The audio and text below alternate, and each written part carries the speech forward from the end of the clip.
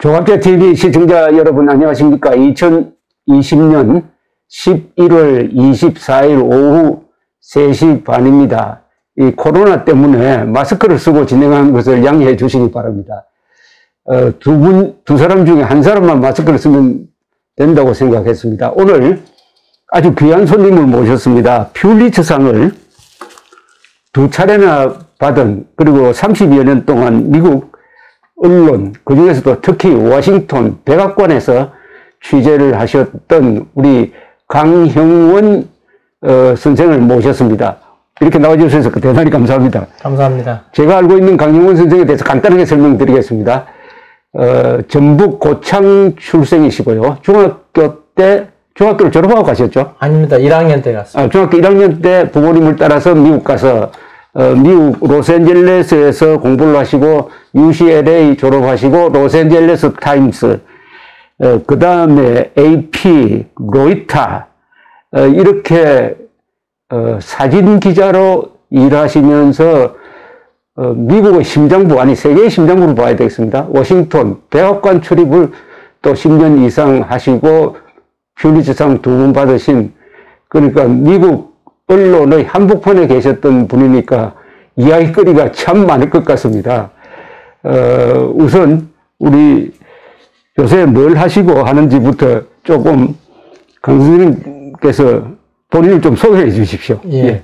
초대해 주셔서 감사합니다. 정말. 예. 제가 요즘에는 이 Visual History of Korea라고 한국을 이 사진으로서 한국 문화와 역사를 보여주는 작업을 하고 있습니다. 이 작업을 시작하게 된 이유 중에 하나는 영어 문화권에서 제가 이제 자라면서 우리 민족을 정의를 할 때 과거 일본 식민지로서 2차 대전 이후에 독립된 국가라는 그러한 중동이나 아프리카의 국가들처럼 신생국이라는 그런 이미지를 많이 가지고 있는 영어권 사람들을 많이 봤기 때문에 제가 영어 문화권에 수천 년 전부터 이 땅에서 우리 선조들이 살았던 것을 계기로 해서 우리가 지속적으로 한 문화가 그동안 이어져 왔다는 것을 역사적으로 기록해야 되겠다는 생각으로 한국의 역사를 지금 영어 문화권에 알리는 취재를 하고 있습니다. 이렇게 보니까 사진을 찍고 그것을 또 설명을 딱 하는데, 네. 간단하게 A4 용지 한 장 정도로 쓰셔가지고, 미국의 한국일보, 미주 한국일보에 지금 연재를 하고 계시죠? 예. 아무래도 이제 인터넷 시대에 와서는 이 사진이 국제적인 universal language가 돼가지고, 이제 어떤 언어와 문화를 초월하는 하나의 언어가 됐기 때문에 제가 제 사진을 통해서 우리 민족의 역사와 문화를 첫인상을 갖는 그런 작업을 하고 있습니다. 예. 워낙 사진을 잘 찍으시고 결정적 사진을 찍는 기자 생활을 하신 분이니까 저도 우리 강 선생이 올린 이 비주얼 히스토리 오브 코리아의 사진을 몇 개를 봤는데 아주 머리에 선명하게 딱 찍히더라고요. 그렇죠. 네. 사람들이 한번 보면은 평생 잊지 못할 사진을 그렇죠. 찍고 있습니다. 이게 동영상도 좋지만 결정적 사진 하나가 우리 한국의 역사를 외국에 알리고 특히 또 영어로도 쓰십니다. 그죠? 네, 물론이죠. 이게 정말 좋습니다. 네. 한국 사람들이 약한 게 영어입니다. 이게 영어로 표현되어야 세계에 알려지는데 바로 영어권 언론에서 일하셨으니까 사진과 영어 이걸 결합시켜서 아주 걸작이 나오기를 바랍니다. 감사합니다. 우선 오늘 이야기부터 하겠습니다. 오늘 미국 대통령 선거가 끝나고 바이든이 당선자로 언론에 의해서 확정되었지만은 트럼프 대통령이 계속 불복하고 소송전을 하다가 한국 시간으로 오늘 미시간주에서 선거관리위원 4사람이 모여가지고 바이든 당선을 인정하기로, 서티파이 하기로 결정한 직후에, 트럼프 대통령을 양해하라고 봅니다만은 미국의 총부처라고 하겠습니다.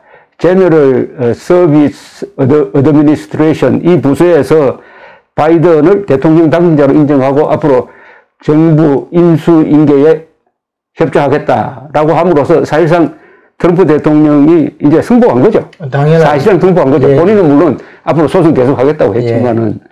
자, 이런, 미국 대통령 선거를 한국에서 지켜보시면서 참 투표를 하셨습니까? 당연히 했습니다. 예, 부실자 투표했습니다. 예, 예. 어떻게 보셨습니까? 이번 미국 선거를. 예.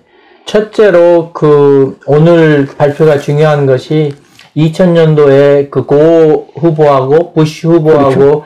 이 대통령 당선 결정이 12월 12일까지 미뤄졌습니다. 그렇죠. 예. 예, 그 당시에 어떠한 일이 일어났냐면은 한 달이 넘게 다음 대통령이 그 국가에서 가장 중요한 안보 브리핑을 못 받았습니다. 예. 그래서 그 준비가 부족해서 부시 대통령이 정권을 시작하셨을 때 준비가 늦어졌고 어려웠다는 그런 게 있어가지고 그 후로는 이 당선 투표하고 24시간 후부터 당선자한테 이 안보 브리핑이 들어가는 전례가 생겼는데 그렇죠. 이번에 그렇죠. 이 대통령이 그것을 허락을 안 하고 그렇죠. 예, 그러는 바람에 지금 이렇게 3주간 늦어져 가지고 그렇죠. 그동안 바이든 캠프에서 엄청 이것을 중요하게 지금 여기고 얘기했던 건데 그 General Service Administration은 사실 독립적인 기구로서 예.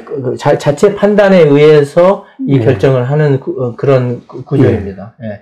본인도 머피란 분이죠, 아마. 예. 본인도 스스로의 판단에 의해서 결정했다고 했는데 그 뒤에 트럼프 대통령이 트윗을 해가지고 자기가 양해한 것처럼 그렇게 편성한 것 같습니다. 예.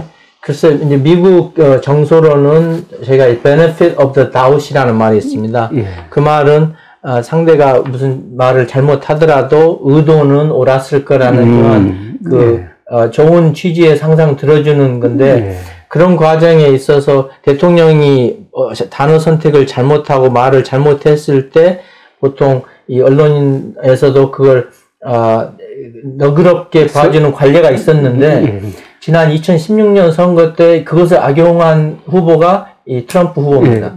그래서 그분은 이제 텔레비전이 자기한테 초점이 맞춰졌을 때 이 텔레비전 카메라가 꺼지지 않게 하는 규제입니다. 말을 계속 이어간다 이거. 그렇죠. 예. 있는 말 없는 말 계속 하시는 분이기 때문에 이제 그분이 그 당시에 전직 주지사 후보들을 다 제치고 공화당 선두주자가 된 이유가 바로 그 카메라를 휘어잡는 그런 이 화술이었는데 이제 그 과정에서 너무나도 불공평하게 이 카메라가 이제 텔레비전이 특히 TV 타임을 무료로 많이 줬다 해가지고 지난번 선거를 당선시키는데 일약을 했다고 평가를 한 후로 요즘에 와서는 이제 무슨 발언을 하든지 이 바른 말을 안 할 경우에는 바로 자막이 들어가고 또 텔레비가 꺼지고 화면이 이제 다른 채널로 바뀌고 이제 그런 구조가 생겼습니다. 그래서 개표 한참 하고 있던 한국 시간으로 11월 5일인 것 같은데 그때 트럼프 대통령이 나타나가지고 어젯밤까지는 내가 이겼는데 오늘 아침에 잠자서 나와 보니까 내 표가 달아났다. 도둑 맞았다. 라고 일방적으로 이야기하고 들어갔어요. 그때 몇 개 방송사에서 그 방송을 중단해버렸다고 그럽니다. 당연히 그렇죠. 그렇게 해야겠다. 바로 기자들이 지금 하신 말씀은 아무 근거가 없는 말이다. 그렇게 확연하게 해석을 해줬죠. 저는 CNN을 봤는데 중단하지는 않고 바로 근거 없는 베이스레스 클레임즈라고 이렇게 나오더라고요. 아무래도 이제 4년 동안 허풍을 많이 했기 때문에 이제 언론사들이 바로 준비가 되어 있습니다. 그래서 즉각 거짓을 얘기할 때는 바로 지적을 하죠. 이번 선거에서 트럼프 대통령이 나와가지고 이번 선거 특히 우편 투표는 완전한 부정이었다라고 이야기를 하니까 한국에서도 믿는 사람이 많아요. 근데 어떻습니까? 미국 선거가. 이 2016년도에 그 사이버 어택을, 그러니까 사이버 공격을 많이 받은 게 바로 미국의 선거 제도입니다. 어떻게 받았냐 하면은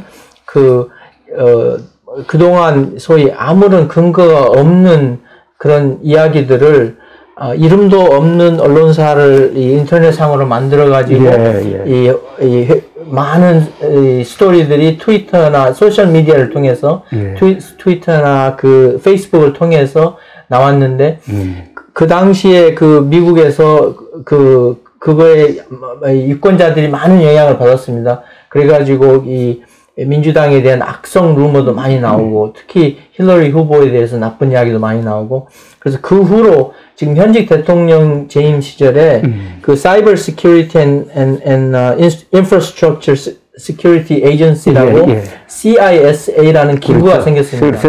예, 그래서 그 CISA에서는 이번 선거에서도 그 사이버 어택을 갖다가 예상하고 그 아주 유명한 해커들을 많이 고용해가지고 미리 공격을 막았습니다. 그래서 미국의 선거 제도는 지역구에서 해결하는 선거 과정이기 때문에 각 50개 주에서 또 주마다 그 카운티, 그 군별로 투표를 하는 그 컴퓨터 시스템을 그 공격을 예방하는 것을 철저하게 했다고 그 디렉터, 그 책임자가 크리스 캡이라고 지금 현 대통령이 임명한 사람입니다. 그 사람이 이번 선거에는 전혀 거짓이나 아니면 잘못된 게 없었다는 것을 공식적으로 확인을 했죠. 그 하자마자 그 다음날 현직 대통령이 트위터로 그분을 파면시켰습니다. 그리고 그 밑에 두 번째, 세 번째 서열 책임자들을 백악관에서 압력 넣어서 사임하라고 그래서 지금 그 세 자리가 공백이 있습니다. 아주 중요한 말씀 하셨는데 2016년에 또 그때 러시아 정보기관이 또 공격을 하고 했지 않습니까? 당연하죠. 그러니까 미국이 이번에는 절대로 외부 공격으로부터 차단도 하고 특히 사이버 해킹하는 걸 막아야 되겠다 해가지고 지금 기구 사이버 안보청이라고 보면 되겠습니다. 그죠? 사이버 안보청 국토안전부 소관이죠. 당연하죠. 청인데 거의 디렉터니까 사실은 최고 책임자죠.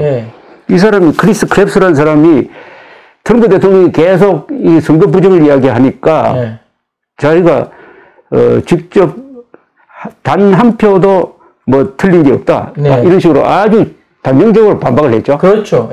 그러니까 날려버린 거예요. 그러니까 어떻게 보면 대통령이 자기 부정선거 선동에 동조하지 않는다고 그 중요한 기구의 장을 날려버렸다는 게 참. 근데 여기에서 왜 대통령이 선거의 패배를 시인하지 않는가 그것을 검토해볼 이유가 있습니다. 현직 대통령은 이 선거의 패배를 시인하지 않으면서 계속 자기가 고용한 수백 명의 변호사를 통해서 각 주마다 지금 선거 소송을 지금 계속 해오고 있지 않습니까?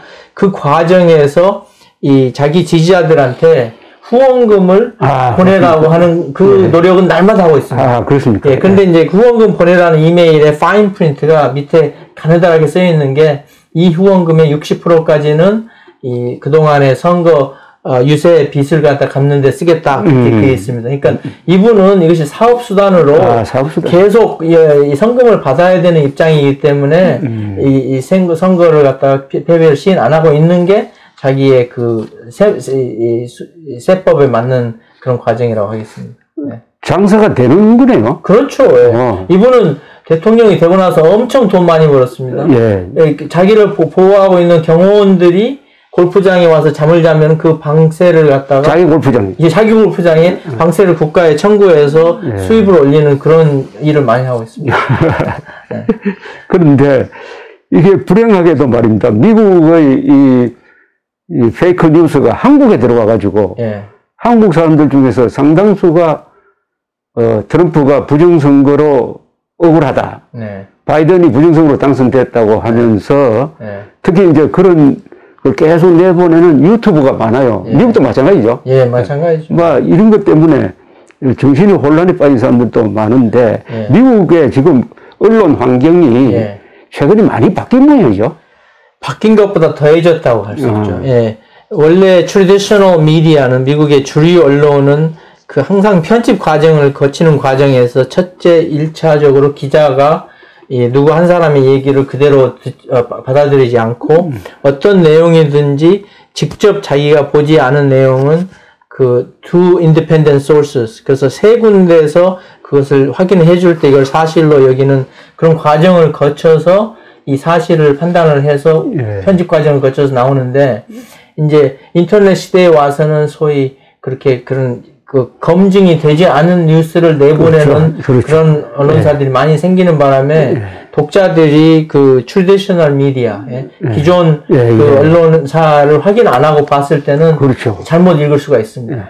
그러니까 사실 확인의 훈련이 되지 않는 사람이 유튜브를 한다든지 뭐 이런 거 무슨 닷컴을 운영해가지고 어떻게 보면 화끈한 뉴스지, 그죠? 그렇죠. 막 자극적인 뉴스를 막 내보내니까 이 보통 사람은 거기에 혹하게 돼 있죠. 그것을 옐로우 저널리즘이라고 합니다, 원래. 옛날에. 옐로우 저널리즘을 해가지고 소위 사람들을 선동하는 확인 안 된 내용을 보도하는 건데, 그래서 이제 독자들이 현명하게끔 되는 게 중요한 때가 왔습니다. 그래서 독자들이 어떤 언론사에서 나온 이야기인가, 또 기자로서 트레인된 사람들이 보도하는 내용인가, 그렇죠. 그런 것을 확인하는 게 중요하겠죠. 자, 이제부터는 독자들이 언론을 알아볼 수 있을 만한 이 분별력을 가져야 됩니다. 당연하죠.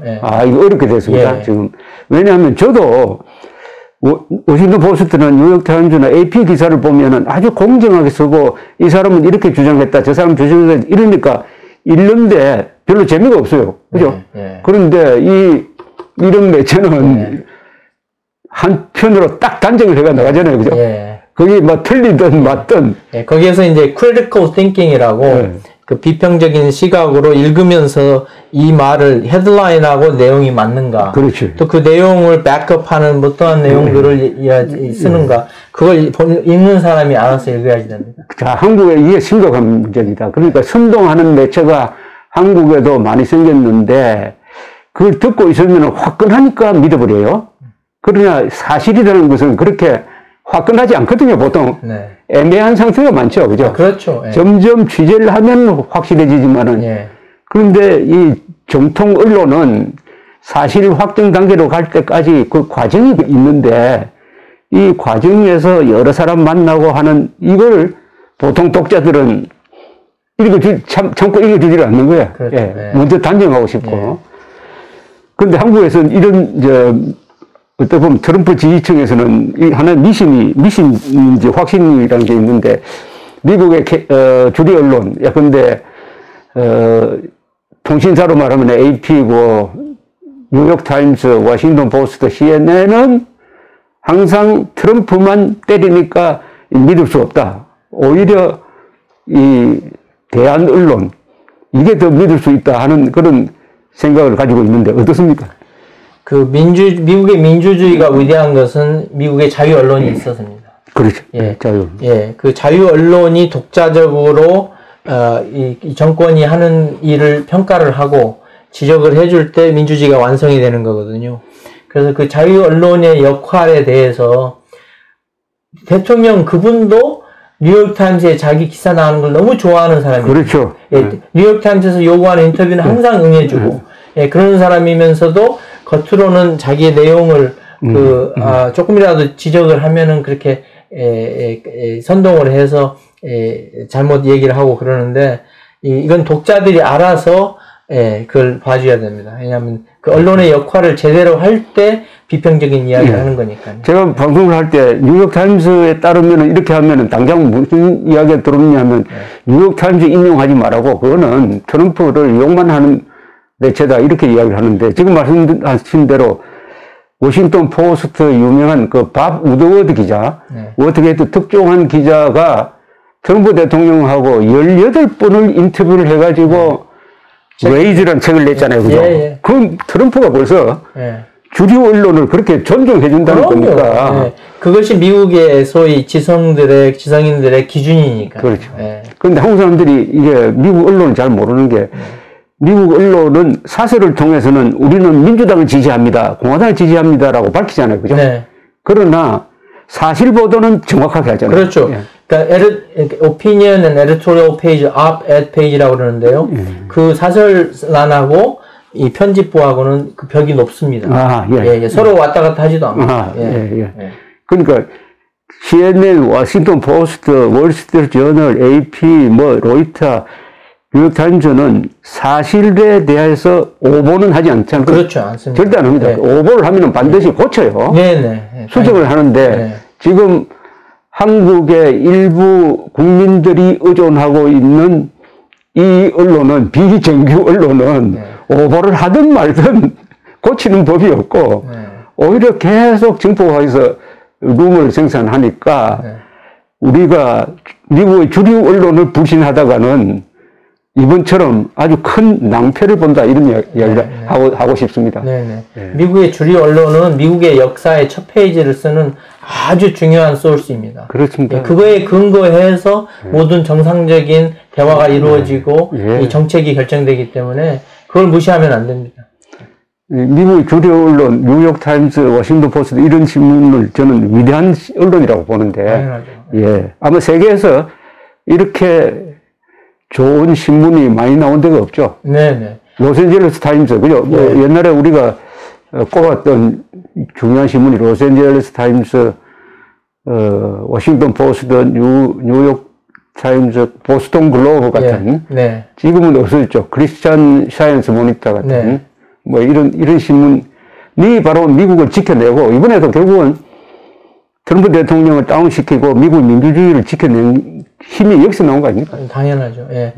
한 예로 로스앤젤레스 타임스에서는 예전에 그 광고부에서 그 새로 스테이플스 센터라고 LA의 커다란 레이커스 농구팀이 그 게임을 하는 그 건물이 생겼을 때 그걸 광고하는 것을 이 편집부 기자들 시켜가지고 소개하는 그런 패키지를 만든 일이 있었습니다. 근데 그 당시에 광고부에서 그것을 협조하면서 돈을 얼마나 더 번다는 것을 구체적으로 편집부에 얘기 안 했다고 해가지고 편집국장이 사임했습니다. 그렇습니까? 그만큼 이 광고하고 편집부하고는 벽은 높아야지 되고 서로 하는 일을 몰라야지 되는 게 미국의 언론의 그 가장 기본입니다. 미국 신문에 보면은 콜렉션 해가지고 어제 오보한 것을 바로잡는 나누는 거죠. 근데 우리가 보면은, 이런 것까지 뭐 할 필요가 있느냐 하는 것까지 그렇게 적더라고요. 아주 미세한 부분까지. 하여튼, 이번 기회에 우리나라 분들은 한국 언론, 또 한국 주류 언론도 열심히 노력은 합니다만은, 미국의 주류 언론이 얼마나 훌륭한 매체인가를, 다시 한번 이렇게 보는 계기가 되었으면 하는 생각이 듭니다. 그런데 우리 강 선생님은 로스앤젤레스 타임즈에서 기자생활 시작했죠? 네, 그렇습니다. 그리고 92년 그 4월입니까? 92년 4월 29일 폭동이 있었죠. 그건 뭐냐면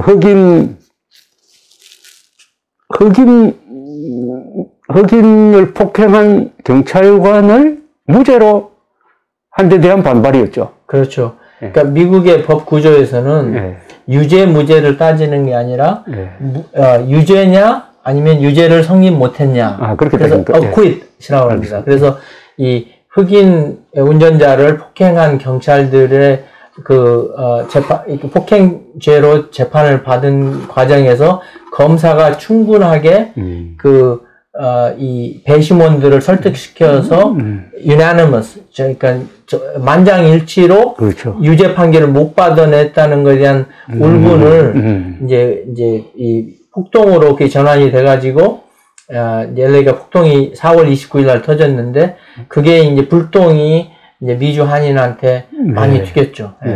그때 한 수십 명이 사망했죠. 미국 역사상 가장 폭력적인 폭동이라고 합니다. 그러니까 로스앤젤레스는 원래 60년대에 Watts Riots라고 폭동이 한 번 있었습니다. 근데 그 이후로 사우스 센트럴, 로스앤젤레스 흑인 밀집 지역에는 이 다국적 슈퍼마켓이나 그런 가게들이 그때 불타고 나서 안 들어갔어요. 그래서 대부분의 그 편의점에서 이 물건들을 구입하는 그런 구조였는데 그런 편의점들은 이제 이민자들이 와서 많이 운영을 했는데 거기에 이제 그 전에 유태인들이 하던 것을 이제 한인 이민자들이 많이 운영하게 됐는데 이제 한인 이민자들은 흑인 밀집 지역에서 장사는 하지만 또 거주지는 교회에 살고 이제 자녀들 교육 때문에 이제 그러다 보니까 주민들한테 오해를 받은 그런 일들이 많았는데 폭동 때 이제 그런 가게들이 많이 불타고 또 이제 그런 편의점에서는 주류를 파는데 술을 많이 마시는 사람들이 있다고 해가지고 이 흑인 운동가들이 저런 술 파는 주점들이 없어져야 된다 해가지고 그 리콜 스토어를 많이 태웠습니다. 예. 그리고 나중에 폭동 끝나고 나서도 LA 시에서 이 리콜 스토어 재건 라이선스를 안 내줘가지고 예. 이제는 옛날같이 그 술을 파는 가게들이 많지 않습니다. 그 장면을 요새도 가끔 틀어주는 걸 보면은 특히 한국인들이 자기를 방어하기 위해서 아예 막 라이플을 가져와가지고 이렇게 쏘는 장면도 있어요. 예. 그러니까 미국 역사상 여러 폭동이 있었지만 이 자기 자신들의 재산과 사업을 총을 들고 직접 지키던 그런 모습들은 LA 폭동 때 한인들이 보여준 거죠. 그래서 서구 영화 상당히 많은 미국 사람들이 한인들 너무나 잘했다. 그렇게 봅니다. 왜냐하면 이건 자신 방어니까요. 아주 합법적인 자신 방어이기 때문에 아주 잘했다고 칭찬했는데 반면에 다른 아시안계들은 나는 한국인 아니라고 이렇게 오해받을까봐 자기네들은 싸우기 싫어. 왜냐하면 그 전에 예를 들어서 2차 대전 때 그 일본계들은 한마디 찍소리 못하고 국가에서 수용소를 보내니까 다 갔거든요. 싸우지도 않고. 그래서 그 다른 아시안계들이 오히려 한국인으로 오인될까봐 우려를 표시하는 그런 경우도 있었습니다. 그러면은 한국 사람들은 잘못 건드리면 안 된다는 인상을 그렇죠. 상당히 심어줬네요. 아주 용감하고 자기의 권익을 잘 지키는 그런 사람들로 아주 인식이 됐죠. 아마 그 사람들은 어디 월남 참전 용사 출신 아닌가 모르겠어요. 글쎄요. 이제 대부분의 한인 남성들이 이제 한국 군대 다녀오신 분들이니까 총기를 잘 다루고 그렇죠. 또 취미로 사냥을 하시는 분들은 총기가 있었고 아마 그래서 전부 다 전소되지는 않고 수천 가게들이 불탔음에도 불구하고 한인타운을 잘 지킨 것 같습니다. 그때 로스앤젤레스 타임즈에 들어가신 지가 몇 년 안 됐을 때죠? 저는 이제 1987년도 한국의 민주화한 거예요. 제가 그 LA 타임스 인턴십 끝내고 바로 와서 취재를 했고 그 이후로 88 올림픽 이후로 LA 가서 제가 이제 풀타임으로 일하면서 92년도에는 제가 이제 스태프 포토그래퍼로 제가 LA 타임스 일할 때 그 사건이 일어났습니다. 이때 처음으로 첫 퓨리츠상을 받은 거죠. 그렇죠. 저희가 이제 LA 타임스가 그 LA 폭동을 그 스팟 뉴스, 이제 예측하지 않았던 뉴스 보도로 해서 3일간 연속 취재한 걸 가지고 저희 팀으로 받았습니다. 팀으로 받았어요. 그 전에 한국에서 86, 87, 88, 3년 동안 프리랜서로 찍어가지고 또 이걸 사진집을 냈죠. From Street to Olym픽인가? 그때 민주화의 현장이라고 해서 그 한국의 6월 항쟁, 또 대통령 선거, 그렇죠. 그 노사분규, 그때 그다음에 처음에 노동조합이 생겼을 때, 그다음에 올림픽 게임 그런 것을 정리해서 제가 그때 기록 사진을 남겨놨습니다. 이게 우리나라 역사상 가장 중요한 시기입니다. 이게 당연하죠. 중요한 시기이기도 하고 굉장히 감동적인 시기. 왜냐하면 권위주의 정부가 민주화되는 과정이고 다행히 유혈 사태가 안 일어났잖아요, 그죠? 이 정도 같으면 다른 나라 같으면 몇백 명이 죽는데 뭐 한두 명 죽는 걸로 끝났단 말입니다. 그때 그 기억이 아직도 생생하시죠? 그렇죠. 근데 그때 저는 이제 대한민국에 와서 제가 본 느낌은 그 전경들이나 데모를 하는 학생들이나 그 서로를 적으로 생각하지 않고 그 민주주의를 위해서 투쟁하고 또 지킨다는 그런 모습을 많이 봤고요. 이제 돌이켜 보면은 이 땅에 사람들이 와서 살기 시작하면서 처음으로 인간의 존엄성이 존중되는 민주주의가 이 대한민국에서 그 미국의 1776년도 민주주의 탄생, 그 후에 불란서에서 민주주의 혁명, 그 다음에 아시아에서 최초로 이 대한민국에서 민주주의를 해놨다. 이게 대단하다고 생각합니다. 아주 역사적으로 정리를 잘 해주셨네요. 그러니까 그때 주 쟁점이 인권 같은 것이었습니다. 그렇습니다. 또 박종철 군 고문치사 사건에 대한 분노, 이런 걸 통해서 지금 이 한국에서 시위하는 이유하고는 다릅니다. 그죠? 그렇죠. 인간의 기본권을 찾자. 그러려면 직선제로 해가지고 정권을 우리가 선택을 해야 된다. 하는 걸 가지고 학생과 정경이 격돌을 했지만은 지금 말씀하신 대로 적대적이지 않았다는 거죠. 네. 나라를 위해서 양쪽에서 다 노력한 거죠. 네, 그렇죠. 최루탄을 쏘는 사람도 돌멩이를 던지는 사람도 나름대로 자기가 지키는 선을 가지고 있었다는 거 아닙니까? 네, 네. 뭐 예를 들어서 무자비한 폭동 사태는 일어나지 않고 가게들이 뭐 이렇게 뭐 불타거나 약탈을 하거나 그런 것은 전혀 보지 못했습니다. 네. 그러다가 그런 격돌을 하는 게 나중에 88년 9월 17일부터 있었던 서울올림픽을 통해서 하나가 된 거 아닙니까? 네, 그렇죠. 그때 그 올림픽을 취재하면서 저는 이제 대한민국이 생기고 또 이 한국 문화가 생기고 아마 외국인이 제일 많이 다녀갔을 그렇죠. 때가 그때 아니겠습니까? 외국 기자가 제일 많이 왔을 때지. 한 10,000명 이상 왔을 겁니다. 그때 서울올림픽, 저는 서울올림픽 개막식이 근사했다는 생각이 드는데 어떻습니까? 아주 훌륭했습니다.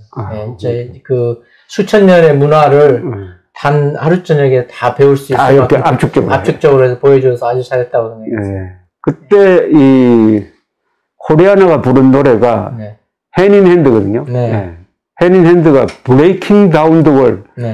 그러니까 그 서울올림픽 개막식의 주제가 벽을 넘어서였습니다. 브레이킹 다운 더 월. 그러다 그 1년 뒤에 베를린 장벽이 브레이킹 다운 더 월 됐잖아요. 그때 코리아나가 거기 가서 핸인핸드 노래를 불렀습니다. 그러니까 아주 서울올림픽은 역사적 올림픽입니다. 근데 제가 1988년도에 그 중공 취재를 갔습니다. 중공 취재. 근데 그때 저희 로스앤젤레스 타임스의 그 국가에서 지정한 직원이 있었는데 대학원생이었습니다. 그래서 이제 외국 언론들을 감시하면서 했는데 그때 중공 텔레비전에 그 대한민국에서 있는 학생 그 데모를 자주 보여줬어요. 그렇습니까?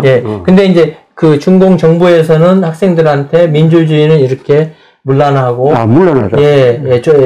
폭력적이다 해서 보여줬는데 그때 그 대학원생이 저한테 해준 얘기로는 우리는 국가에서 그렇게 얘기하는데 우리는 대한민국 청년들이 너무나 용감하다고 생각하고 있다. 그렇게 얘기했습니다. 그리고 1년 후에 89년도에 천안문 사건이 나지 않았습니까?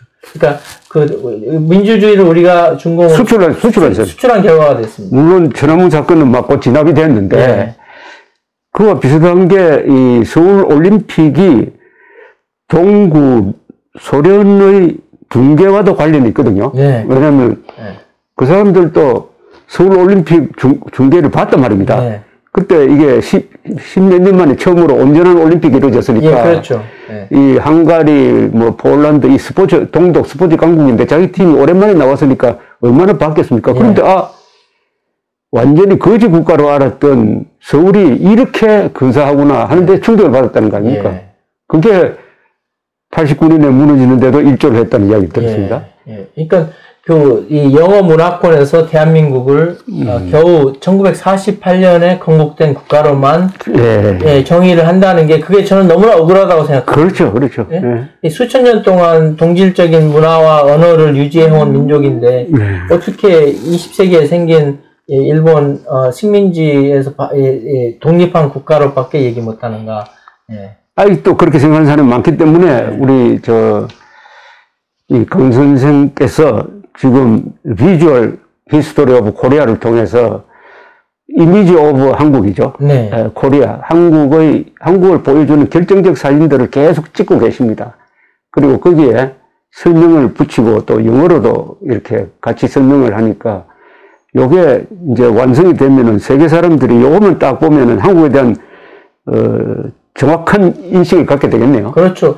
이제 제 목표는 제가 제대로 지금 현재 존재하는 사진으로 보여줄 수 있는 문화적인 유산만 취재해서도 전 세계에서 가장 오래된 문명 중에 하나라는 것이 증명이 되고 또 이 단일 민족으로서 그 수천 년 동안 이어온 그 역사를 그 문화 축적된 지식 그런 것이 보임으로 해서 지금 이 대한민국에서 만들어내고 있는 그 최첨단 기계나 그 다음에 문화적인 한류의 내용이나 그런 게 하루아침에 만들어진 게 아니다는 것을 보여줄 수 있는 그런 기록을 제가 남겨놓고 싶습니다. 또 우리 강 선생님이 일종의 특종으로 보도한 것 중에 하나가 조선조 시대 때 세계에서 최초로 한국에서 이 활자를 통해서 신문을 찍어서 팔았다는 사실을 네. 예, 보도했죠. 예, 아주 특이한 것을 발견했는데요. 그건 나중에 별도로 한번 이야기를 합니다. 아주 흥미롭습니다. 예. 인종이죠. 선조. 조선조 인종이 죽고, 이제 성당창 예. 선조 시절에, 네. 저 경상도 영천이죠. 네. 그쪽에서 이게, 이 조정의 소식을 활판으로 찍어가지고 팔다가 잡혀가지고, 한 달 장사했습니까? 2달 동안. 2달? 예.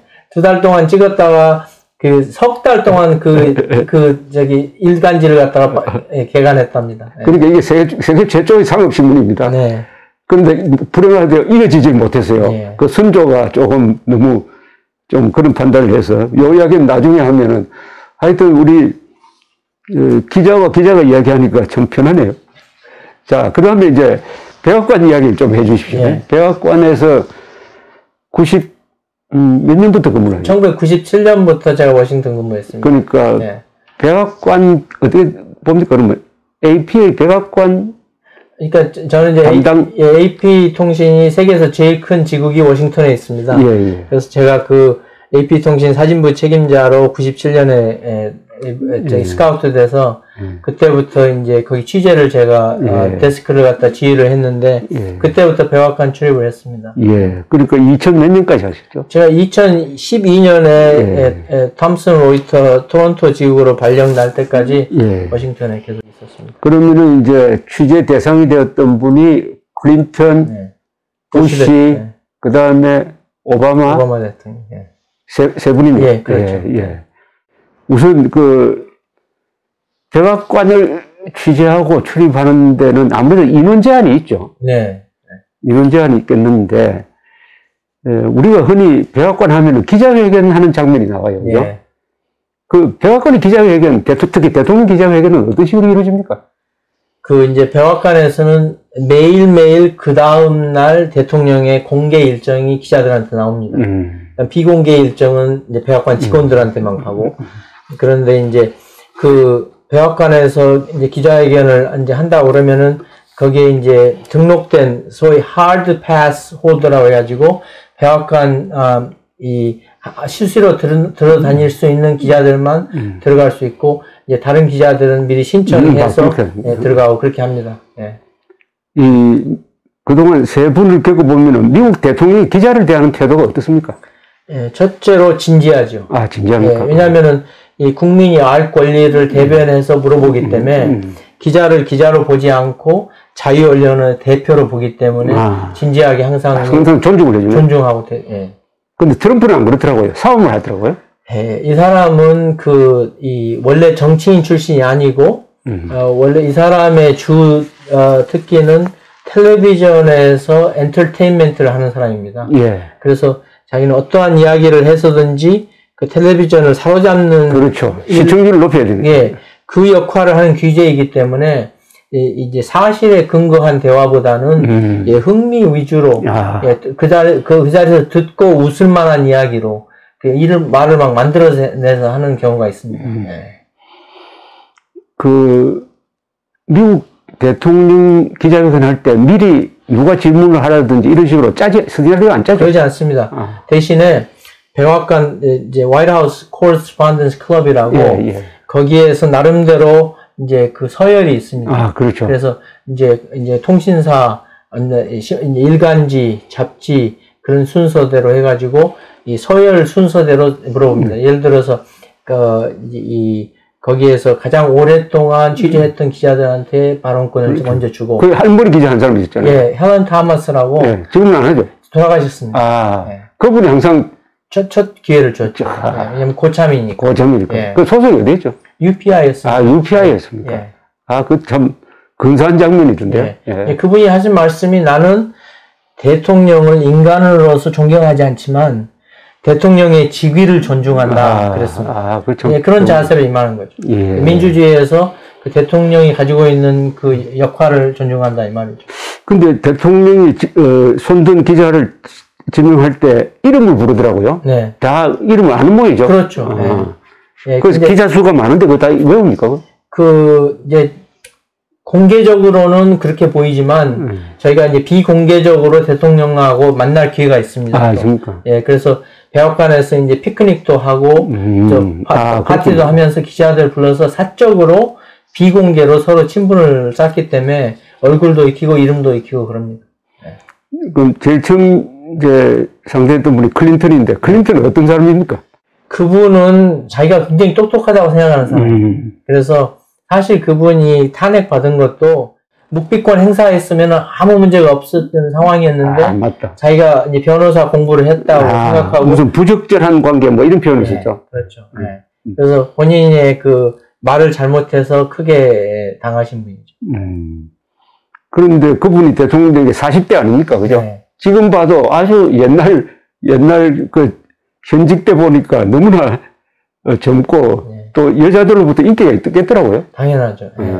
근데 이제 그분이 그 8년간 이제 대통령을 재임하시면서 그 미국의 그 크라임 그러니까 범죄법을 갖다가 강한 범죄법을 전국적으로 통과시키는데 그분이 결정적인 역할을 했습니다.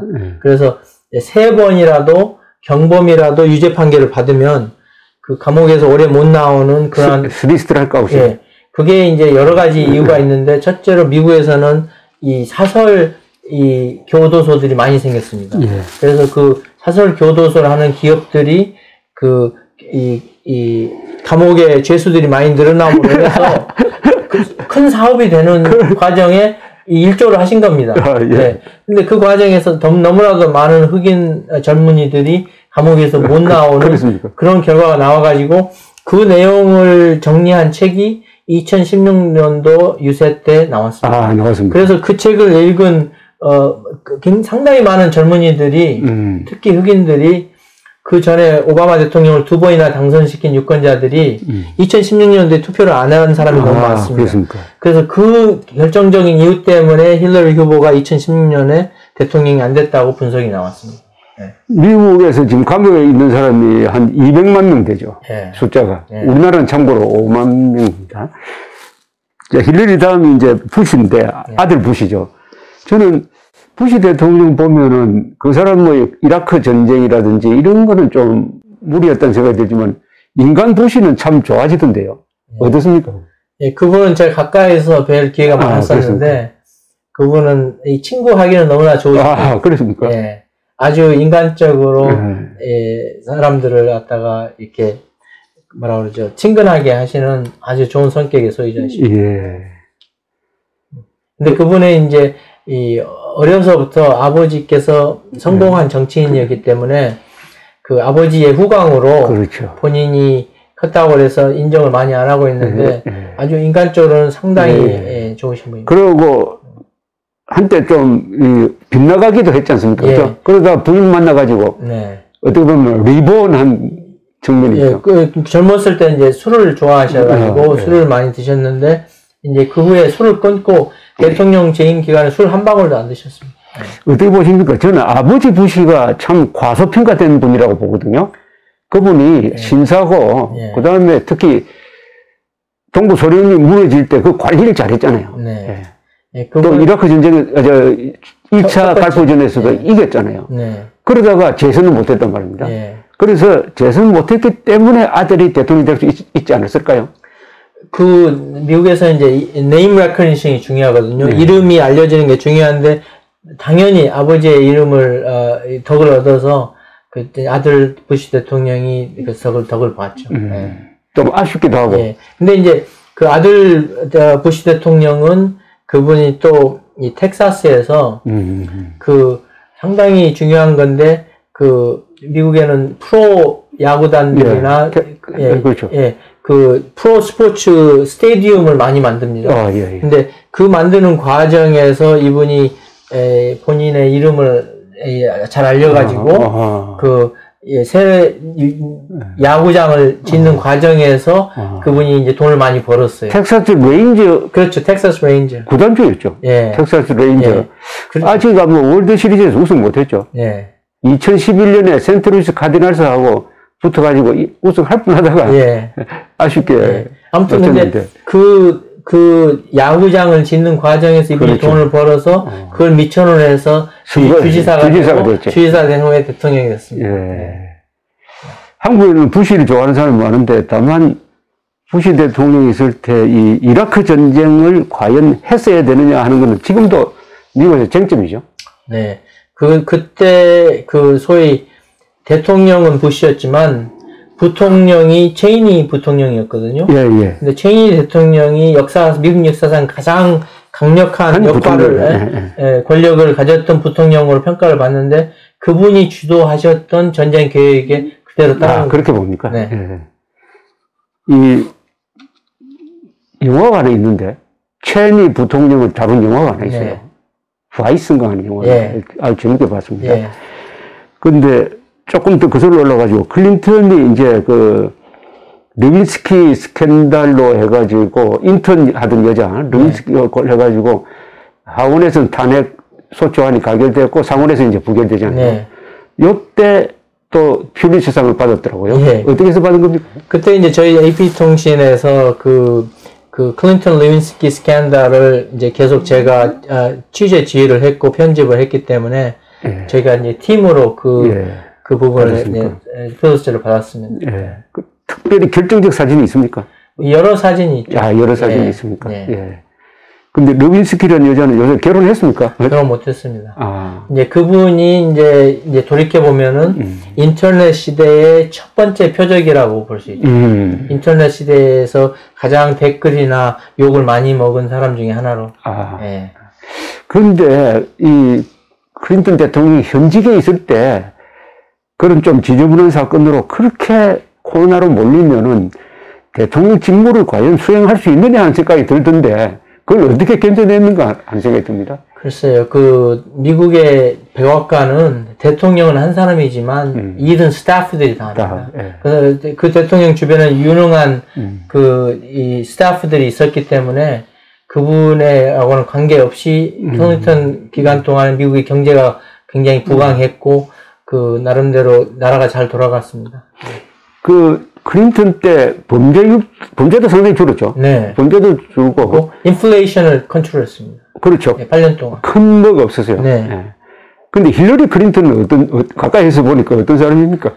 상당한 완벽주의자처럼. 완벽주의. 예. 엘리트식도 강하고. 꼼꼼하고 아주, 스태프도 잘 챙기고.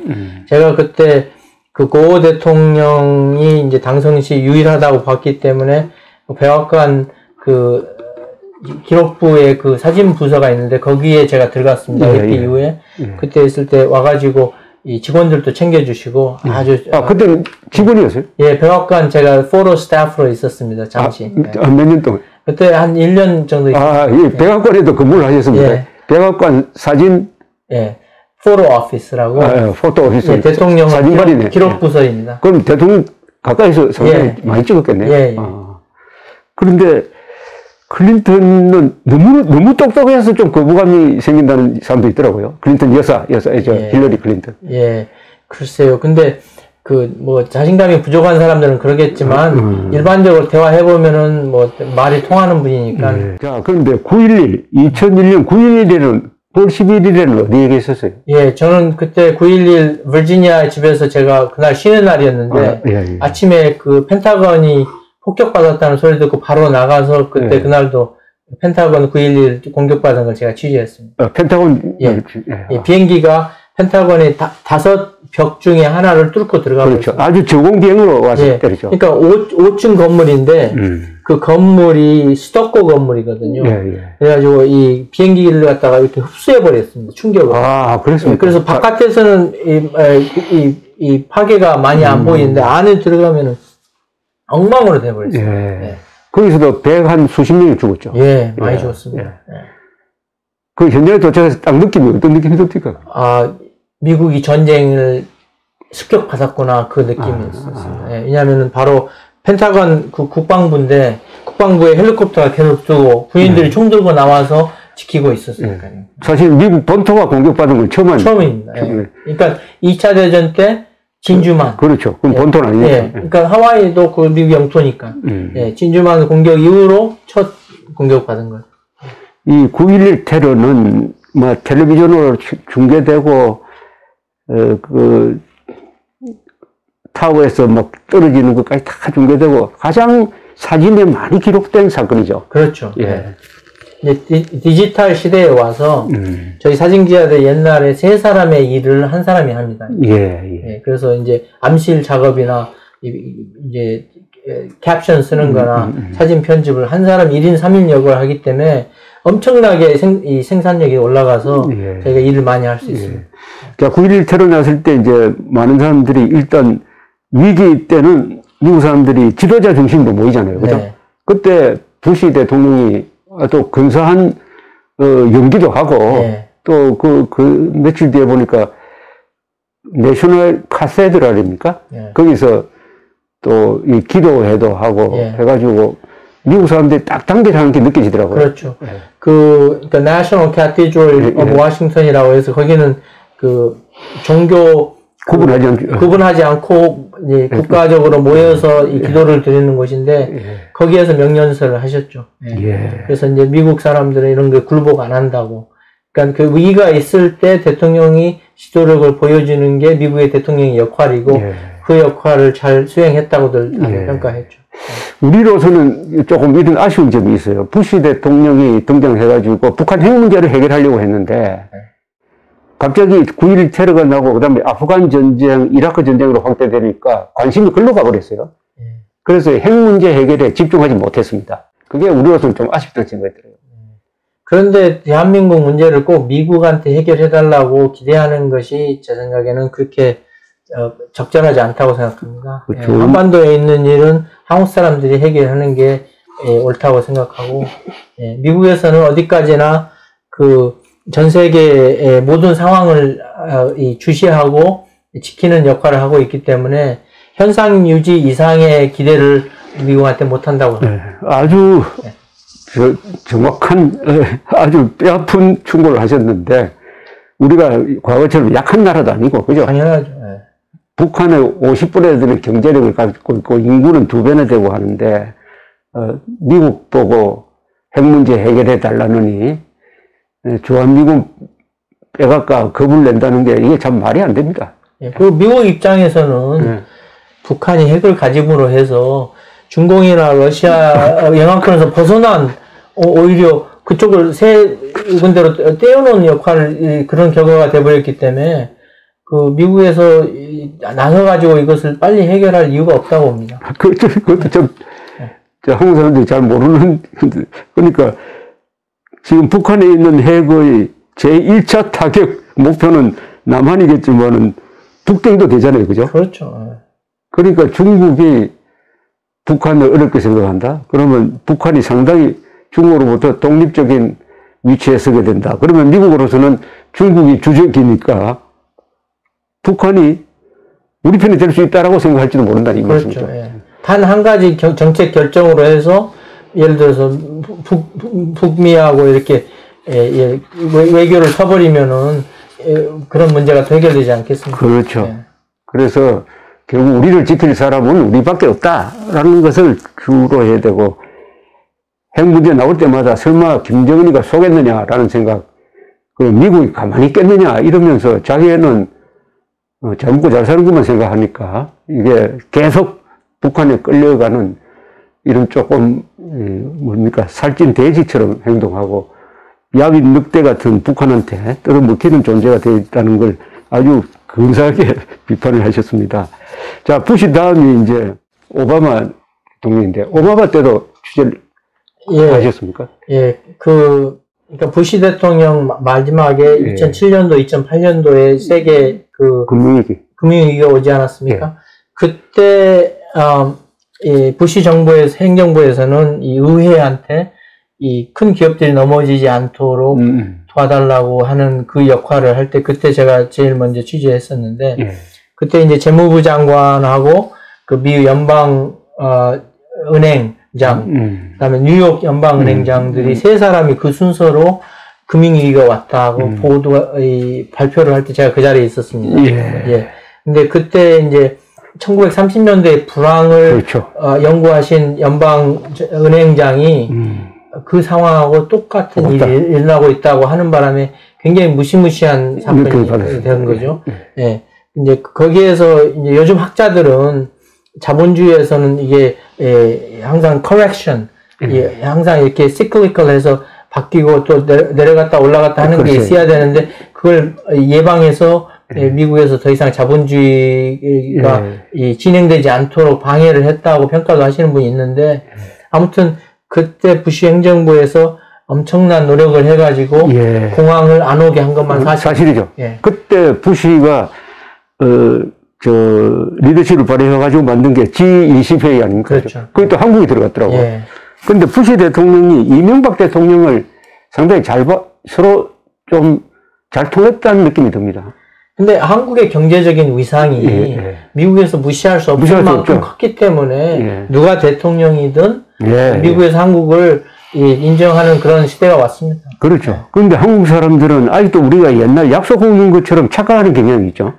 우리가 잊지 말아야 될 것은 전 세계에서 미국 본토를 벗어나서 가장 큰 미군 군사 기지가 한국에 있습니다. 그래. 평택. 그만큼 미국의 중요한 핵심적인 역할을 한국에서 제공해주고 있는 거죠. 그렇죠. 소크라테스가 이야기했는지 너 자신을 알라고 하는 건데 우리가 지금 우리 실력이 어느 정도냐. 그러니까 예를 들면은 1인당 국민소득이 3만 달러 이상, 인구가 5천만 명 이상, 그리고 민주주의를 하는 나라는 세계에서 7나라입니다. 미국, 일본, 독일, 프랑스, 영국, 이탈리아, 그 다음에 한국입니다. 한국이 세 번째죠. 그렇죠. 왜냐하면 일본은 미국에서 써준 헌법 가지고 민주주의를 하고 그래. 거기는 귀족제도지 그게 무슨 민주주의입니까? 아까 우리 강 선생님이 근사한 이야기를 했습니다. 86년, 7년, 8년을 취재를 해보니까 아시아에서 이 국민들이 들고 일어나가지고 민주주의를 쟁취한 나라는 진정한 그야말로 민주혁명을 한 나라는 한국밖에 뿐이다 그랬죠. 그렇죠. 지금 보십시오. 영어를 못하는 외국인들이 대한민국으로 모이고 있습니다. 아, 그렇습니까? 아시아 여러 국가에서 영어를 못하는 외국인들이 대한민국으로 일자리를 찾아오고 제가 지난주에 인터뷰한 파키스탄 학생은 자기는 한국에서 한국 국적 얻고 평생 살고 싶다고 그러더라고요. 이야, 감사합니다. 자, 이런 역사관을 갖고 지금 하시고 있는 게 비주얼 히스토리 오브 코리아를 찍고 계시는데 그런 고대 우리 문명을 찾아다니다가 보면은 오늘의 한국의 이런 기적이 사실은 갑자기 만들어진 게 아니고 과거의 역사적인 전통 속에서 이루어진 거라는 느낌을 좀 받죠. 그렇죠. 그동안 축적된 뭐가 있는 거죠. 축적된 지식, 기술. 예를 들어서 한지. 우리가 만드는 종이 그게 다른 나라에서는 없는 종입니다. 미국에서 아카이벌 페이퍼라고 그 보관용 종이가 수명이 200년입니다. 우리 한지는 1000년도 더 가요. 그런 아주 우수한 그런 그 문화적인 유산이 이 땅에 많습니다. 그 찍으신 사진 중에 하나가 제 눈에 익은 게 1974년에서 75년에 걸쳐서 발굴한 황남대총, 그죠? 황남대총에서 나온 시리아에서 만든 유리잔. 그렇죠. 유리병. 그게 유리 제품이 예를 많이 더 나왔어요. 그죠? 그 사진을 딱 찍으셨더라고요. 그러니까 이미 그 4세기, 5세기, 때, 6세기 그때 이 대한민국 땅에는 로마 제국에서 만든 유리 그릇이 들어와 있었다. 들어온 거예요. 그러니까 이 실크로드가 그 북방 초원로를 통해서 고조선, 고구려를 통해서 신라까지 와서 대한민국에서 가장 큰 왕릉에 묻힌 겁니다. 그렇죠. 그게 참 중요한 메시지를 외국에 보내준다고 생각합니다. 왜냐하면 극동에 있는 5세기, 6세기의 왕릉에서 로마에서 만든 유리잔이 들어와 있었다 하면은 이게 유라시아 전체가 통하고 있었다는 이야기 아니겠어요? 그죠? 문물이 통하고 있었던 루트가 있었다는 건데, 그건 이제 스텝 루트죠. 초원로. 북방으로. 실크로드는 그거보다 약간 남쪽이고, 여기서 한반도에서 하면은 경주가 이쪽이 종착점이니까, 경주, 만주, 몽골, 중앙아시아, 카자흐스탄, 그 다음에 하나는 흑해 연안으로 갈 거고, 네, 아니면 또 하나는 뭐 시리아로 빠지는 예. 이런 속에 한국이 소속돼 있었다. 예. 그러니까 우리가 조선조 때 500년 동안은 상당히 폐쇄적이었지만은 옛날에는 그렇지 않았다. 네. 그래서 지금의 대한민국이 다시 그런 개방적인 나라, 야성적인 나라로 지금 돌아간 거 아닌가요? 그렇죠. 예. 옛날. 그러니까 벌써 1200년 전에 장보고라는 그렇죠. 인물이 평민입니다. 그렇습니다. 그 섬에서 태어난 평민이 당나라, 일본, 그다음에 신라, 이 교역을 완전히 장악했다고. 예, 장악하고 예, 대한민국 역사상 가장 부자 중에 하나로 그렇죠. 그 당시에 축적하고 자기의 딸을 왕비로 그렇죠. 책봉시키는데 그 노력을 하다가 암살당하지 않았습니까? 예. 그게 이제 실크로드가 북방로, 그다음에 오아시스로, 그다음에 이제 그 메리타임 해상로로 실크로드가 연결됐을 때 그 점이 바로 장보고 활동하던 시대죠. 그때 장보고 취재의 그 기록을 남긴 사람이 일본에 있습니다. 예. 일본의 원인, 한자로는 등골 원자에 어질인자 원인이란 스님이 당나라에 가서 당나라에 와 있는 신라 사람들의 도움을 받아가지고 당나라를 여행을 하고 거기서 불교를 배웁니다. 네. 그걸 기록을 남겼어요. 네. 그게 입당 구법 순례 행기란 기행문입니다. 네. 거기 보면 장보고 이야기가 많이 나와요. 그렇죠. 오늘은 1차로 요 정도 이야기를 하고 다음에 다시 모시겠습니다. 아주 기자를 미국에서 30년 동안 주류 언론의 핵심 부서에서 또 워싱턴에서 백악관에서 하셨으니까 얼마나 에피소드가 많겠습니까? 앞으로 계속 모셔가지고 좋은 이야기를 듣도록 하겠습니다. 오늘 대단히 감사합니다. 감사합니다.